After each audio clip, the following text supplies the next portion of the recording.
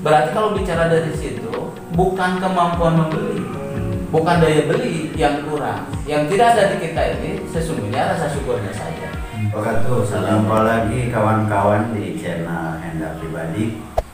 Saat ini kita akan berbincang mengenai fenomena yang dirasakan oleh masyarakat belakangan ini pasca COVID yang mulai pulang begitu, dan variasi. Tetapi fenomena yang unik yang patut diperbincangkan saat ini ada tentang perasaan masyarakat dengan kenaikan harga barang komoditi gitu. Dan di saya ini sudah hadir Pak Hendra. Ini Pak Hendra, Siap. Terkait dengan adanya gejala di masyarakat yang merasakan tentang kenaikan harga. Sesungguhnya bagaimana yang dimaksud dengan kenaikan harga ini menurut Pak Hendra? Begini, di pertemuan ini kita lebih nanti akan memberikan tips ya, tips bagaimana menghadapi kenaikan harga ini atau harga yang cenderung menurut sebagian masyarakat disebut mahal. Begini Kang Mansur, bahwa mahal itu kemungkinan dua hal.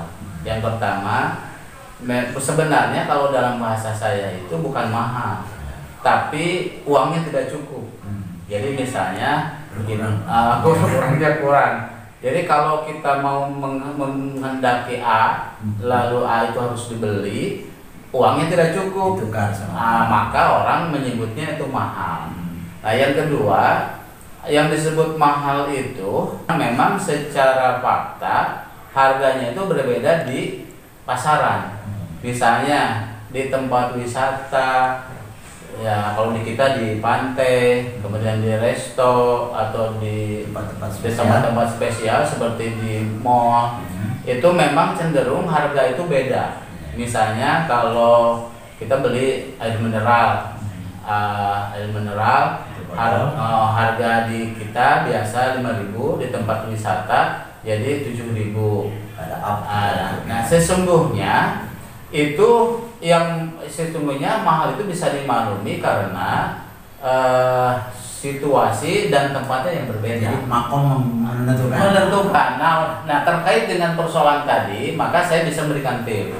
Yang pertama, tipsnya begini Kang. Jadi kalau kita memiliki uang yang tidak cukup, sementara kita menginginkan A, maka keinginan itu ditahan.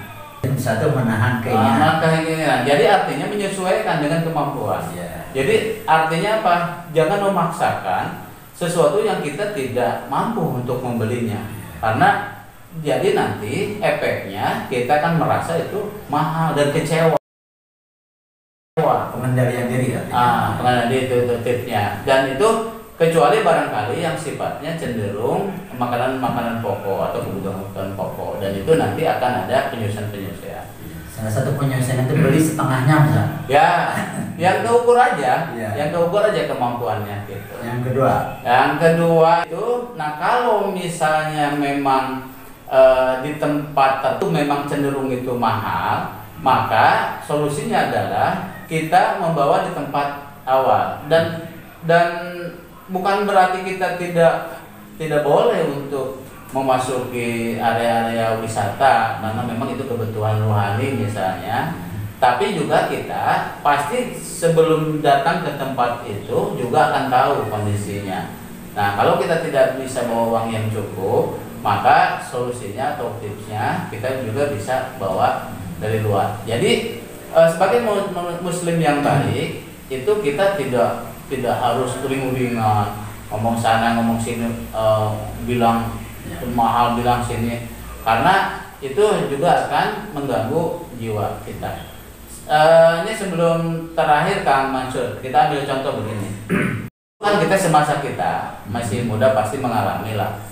Misalnya hanya beberapa orang yang punya kendaraan sepeda motor. Itu harga bensinnya itu dari mulai Rp200 sampai Rp500. Nah, sekarang harganya tinggi dari mulai Rp7.600 sampai Rp12.000. Tapi orang cenderung mampu membeli. Kepemilikan juga lebih banyak. Kalau dulu harganya 200 tapi daya belinya juga rendah. Sebenarnya berarti kalau bicara dari situ bukan kemampuan membeli, bukan daya beli yang kurang. Yang tidak ada di kita ini sesungguhnya rasa syukurnya saja. Bayangkan kalau dulu itu harga rokok misalnya per bungkus itu 200 rupiah, sekarang 20.000. Nah persoalannya kalau misalnya apakah kita mau kembali dengan harga rokok 200.000 tapi kemampuan belinya tidak ada, tidak beli terus susahnya minta ampun, atau kita tetap hari ini dengan 20.000 misalnya tapi juga mau membeli. Berarti di poin ini sesungguhnya nilai syukur dan tip-tip yang dapat kita lakukan. Jadi kalau kita mampunya beli sepeda, ya beli sepeda aja dulu biar nggak sakit, daripada kita nganyuk ngahutang yang menimbulkan itu juga kembali ke diri kita gitu kan. Ya, tipsnya baru 2, ada lagi? Untuk sementara mungkin next sambung di konten berikutnya. Oh iya. Jadi untuk kali ini kawan-kawan kita sudah diberi tips oleh Pak Henda bagaimana menghadapi situasi dilema tentang harga tadi sudah dijelaskan. Jadi ada pengendalian dari diri sendiri dari sisi keinginan untuk barang tersebut, produk tersebut, atau menguranginya atau mengendalikan. Demikian. Nah, jadi ini kan terakhir nih sebelum ditutup. Jadi kita biasakan dengan kata-kata yang positif. Sesungguhnya bukan harga yang mahal sih sesungguhnya, tapi uangnya tidak cukup. Jadi semampunya uang aja gitu kan. Kita kira-kira begitu. Ya, karena dalam sisi ekonomi kan itu sebetulnya bukan barangnya mahal, tetapi kenaikan nilai barang. Dulu itu cukup dinilai dengan 200 perak untuk bensin, sekarang jadi sekian, berarti tinggi nilai barang tersebut. Demikian kawan-kawan, terima kasih. Berjumpa lagi di channel Henda Pribadi. Wassalamualaikum warahmatullahi wabarakatuh. Assalamualaikum warahmatullahi wabarakatuh.